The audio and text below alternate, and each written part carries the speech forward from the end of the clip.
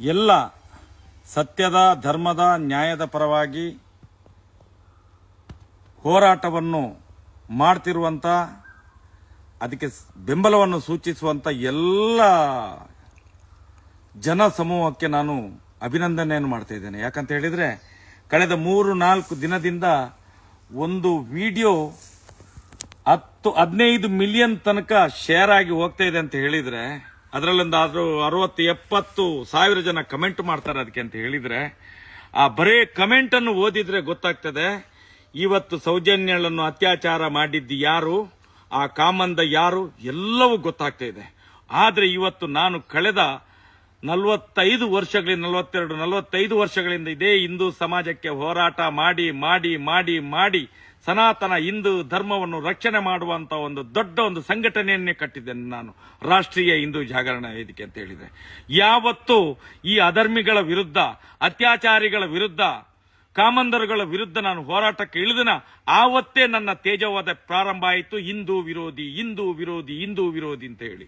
ಇವತ್ತೊಬ್ಬ ಸಾಮಾನ್ಯ ಮುಸ್ಲಿಂ ಯುವಕ ಇವತ್ತು ಒಬ್ಬ ಏನು ಅಧರ್ಮದ ವಿರುದ್ಧ, ಅನ್ಯಾಯದ ವಿರುದ್ಧ, ಅತ್ಯಾಚಾರ ವಿರುದ್ಧ ಒಂದು ಸಣ್ಣ 39 ನಿಮಿಷದ ವಿಡಿಯೋ ಬಿಟ್ಟದ್ದಕ್ಕೆ ಅವನನ್ನು ದೇಶದ್ರೋಹಿ, ಹಿಂದೂ ವಿರೋಧಿ, ಅವನು ಮತ ಅಂದ, ಹಾಗೆ ಹೀಗೆ ಬಿಂಬಿಸ್ಲಿಕ್ಕೆ ಶುರು ಮಾಡಿದ್ರು.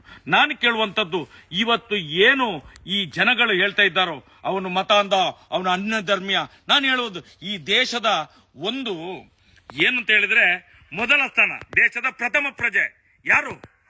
ರಾಷ್ಟ್ರಪತಿಯವರು. ಅಬ್ದುಲ್ ಕಲಾಂನನ್ನು ಮಾಡ್ಲಿಲ್ವಾ? ಈ ದೇಶ ಒಪ್ಪಿಕೊಳ್ಳಿಲ್ವಾ? ಅಬ್ದುಲ್ ಕಲಾಂ ಮುಸಲ್ಮಾನರಲ್ವಾ ಅವರು? ಅದ್ರ ಬಗ್ಗೆ ಯಾಕೆ ಮಾತಾಡೋದಿಲ್ಲ ಇವರು? ಅದನ್ನು ಕೇಳ್ತೇನೆ ನಾನು. ಇನ್ನೊಂದು ಕಡೆಯಲ್ಲಿ ಧರ್ಮಸ್ಥಳ ಹಿಂದೂ ದೇವಸ್ಥಾನ ಅಲ್ವಾ?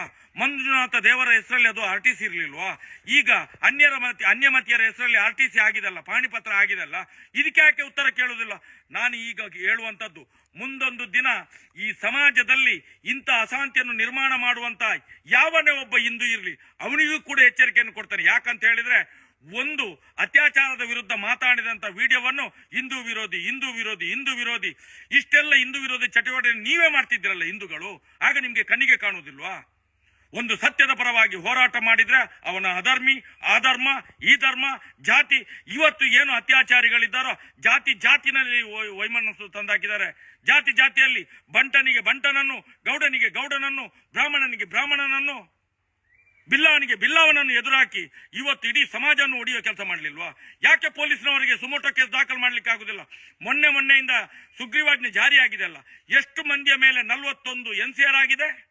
ಇದೇ ಬಡ್ಡಿ ವ್ಯವಹಾರದ ಮೇಲೆ 41 NCR ಆಗಿದೆ, 4-5 FIR ಆಗಿದೆ.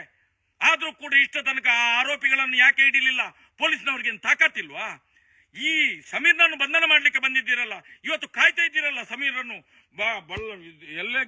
ಬಳ್ಳಾರಿಗೆ ಕರ್ಕೊಂಡು ಹೋಗ್ತೇವೆ, ಸ್ಟೇಷನ್ಗೆ ಕರ್ಕೊಂಡು ಹೋಗ್ತೇವೆ. ಆವತ್ತು 12 ವರ್ಷದಿಂದ ಮಹೇಶ್ ಶೆಟ್ಟಿ, ತಿಮ್ಮರಡ್ಡಿಯಾಗೆ ಎನ್ಕೌಂಟರ್ ಮಾಡ್ಲಿಕ್ಕೆ ನೀವು ನೋಡ್ತಿದ್ದೀರಾ, ಅದೇ ರೀತಿ ಇವತ್ತು ಸಮೀರ್ನನ್ನು ಎನ್ಕೌಂಟರ್ ಮಾಡ್ಲಿಕ್ಕೆ ನೋಡ್ತಿದ್ದೀರಿ. ಜಾಗೃತಿ, ಎಚ್ಚರಿಕೆ ಇರಲಿ. ಇಡೀ ರಾಜ್ಯದ, ದೇಶದ ಜನತೆ ಎದ್ದೇಳ್ತದೆ. ಜಾಗೃತಿ ಇದು.